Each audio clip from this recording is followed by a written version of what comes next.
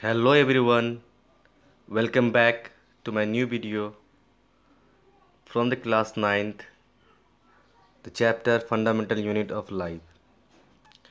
Dear students, today I am going to teach you about the division of labor.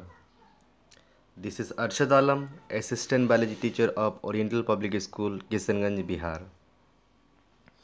Dear students, the animals being or the living things contains a huge number of cells, and each cells have their own functions. If I give you the example of the human being consists of the many cells, and each and every cell, almost each and every cell having their individual function. Okay, as for example, sperm cells, as we know, sperm cells helps to fuse with the ovum to form zygote. Sperm जो है वो ovum के साथ मिलकर zygote बनाने में मदद करता है। तो स्पर्म सेल का एक अलग ही फंक्शन हुआ। सिमिलरली ल्यूकोसाइट, जिसको हम लोग WBC कहते हैं या फिर वाइट ब्लड कॉर्पसल्स कहते हैं, तो ये WBC जो है स्टूडेंट्स, WBC का खुद का फंक्शन है। हम जानते हैं कि WBC को आर्मी ऑफ द सेल कहा जाता है। ये आर्मी जो है, ल्यूकोसाइट जो है, WBC जो है, ये हमारे बॉडी को प्रोटेक्शन करता है, प्रिवेंट करता है अगेंस्ट द डिफरेंट डिजीज़। उसके बाद अगर बोन सेल की बात करें, बोन सेल का एक खुद का एक अलग फंक्शन है जो हमारे बॉडी में परफॉर्म्स होते रहता है। मसल सेल, हम जानते हैं कि मसल सेल का काम क्या होता है, कॉन्ट्रैक्शन एंड रिलैक्सेशन करवाने में ये मदद करता है। स्टूडेंट्स, कॉन्ट्रैक्शन और रिलैक्सेशन करवाने की वजह से हमारे बॉडी में मसल्स का मूवमेंट होती है, जिससे हम लोकोमोट कर पाते हैं। इसके अलावा अगर देखोगे आप नर्व सेल हमारे बॉडी में मैसेज को, जो हमारे ब्रेन से स्पाइनल कोड से जो मैसेज अराइज होता है, वो मैसेज को टारगेट तक पहुंचाने में ये नर्व सेल ही मदद करता है। तो कहने का मतलब ये हुआ कि हमारे बॉडी जो डिफरेंट डिफरेंट सेल से बना है, वो डिफरेंट डिफरेंट सेल्स का अलग अलग फंक्शन होती है। यही वो वजह है कि हमारे बॉडी में जो काम करने का जो तरीका है, काम करने का जो प्रोसेस है सेल्स का, वो एक दूसरे से अलग अलग है। ठीक है, इसका बेस्ट एग्जांपल इंसान है। अब देखो, यहाँ पर एक पॉइंट आता है हमारे बायोलॉजी में। अगर हम बात करेंगे ह्यूमन हार्ट के बारे में, तो हम सबको हार्ट का जो बेसिक फंक्शन है वो सबको पता है। ये हमारे ब्लड को pump in and pump out, यानी ये हार्ट खुद ही contraction and relaxation systolic and diastolic way में जो है ये अपना फंक्शन को परफॉर्म करता है। जिससे क्या होती है, जिससे जो ब्लड में मौजूद जो न्यूट्रिएंट्स है वो डिफरेंट सेल तक पहुंच जाती है। तो ये क्या है, ये हार्ट का फंक्शन होता है जो ब्लड को सर्कुलेट करवाने में मदद करता है। ठीक है, हार्ट जो है एक स्पेशल टाइप का मसल से बना होता है, जिसका नाम क्या है, कार्डियक मसल्स। ये हम सबको पता है। और हार्ट हमारे बॉडी में रैपिडली, ये टायर्डलेसली जो है ये काम करते रहता है। हमारे बॉडी में हार्ट का काम हमारे जीवन तक रहता है, जब तक हम जिंदा रहते हैं तब तक रहता है।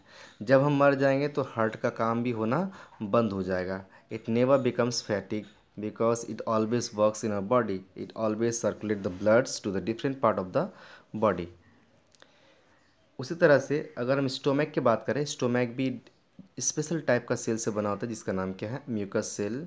और म्यूकस सेल क्या करता है, म्यूकस को सिक्रेट करता है, रिलीज करता है फूड को ल्यूब्रिकेट बनाने में। ठीक है, इस तरह से डिफरेंट डिफरेंट पार्ट्स का जो कंपोजिशन है डिफरेंट सेल करता है, जिससे उसका अलग ही फंक्शन होती है। ठीक है स्टूडेंट्स, अगर यहाँ पर और एक बात आता है कि एक सेल है जिसका नाम क्या है, ऑक्सेंटिक सेल। ये ऑक्सेंटिक सेल HCl को यानी हाइड्रोक्लोरिक एसिड को रिलीज़ करती है। और हाइड्रोक्लोरिक एसिड का जो स्पेसिफिक फंक्शन है, हमारे फूड के साथ साथ जो कोई जर्म्स पार्टिकल या अनवांटेड पार्टिकल्स आ जाती है, तो वो जर्म्स और अनवांटेड पार्टिकल्स को ये ऑटोमेटिकली मार देता है।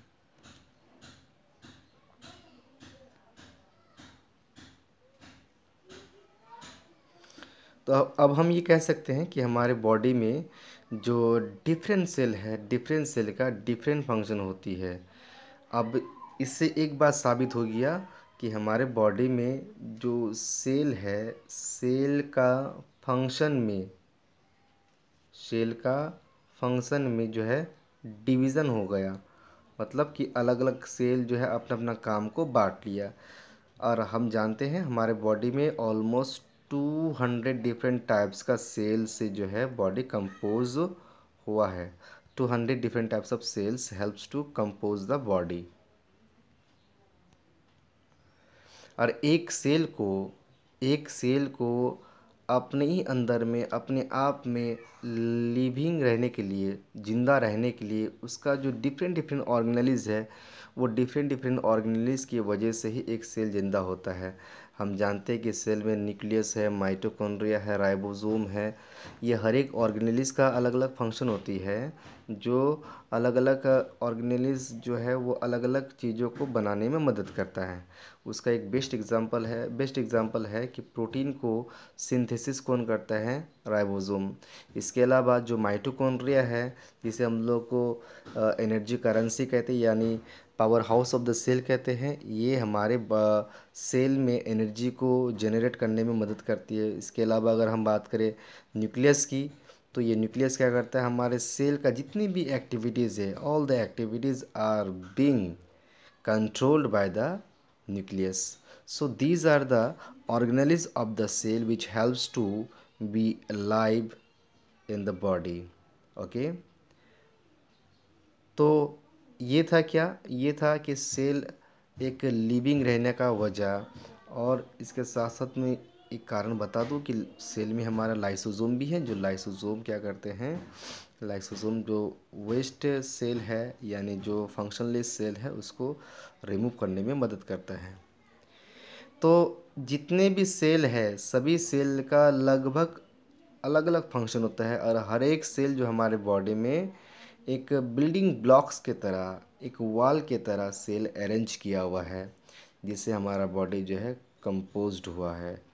ठीक है, तो स्टूडेंट्स ये था क्या, डिवीज़न ऑफ लेबर। हमारे बॉडी में ही सेल अलग अलग पार्ट में रहकर अलग अलग फंक्शन को अंजाम देता है, और जिससे हमारा पूरा बॉडी जो है एक कंट्रोल और स्मूथ और रेगुलर वे में परफॉर्म कर पाती है। तो स्टूडेंट्स मैं उम्मीद करता हूँ आप लोगों से कि ये जो मेरा लेसन जो मैंने आप लोगों को पढ़ाया अभी, ये जो मैंने पढ़ाया आपको डिवीज़न ऑफ लेबर, ये डिवीज़न ऑफ लेबर ये बॉडी में मौजूद सेल का जो वर्क है, सेल का जो फंक्शन है, वो डिवाइड हो जाती है। ठीक है, thank you, have a nice day, bye bye.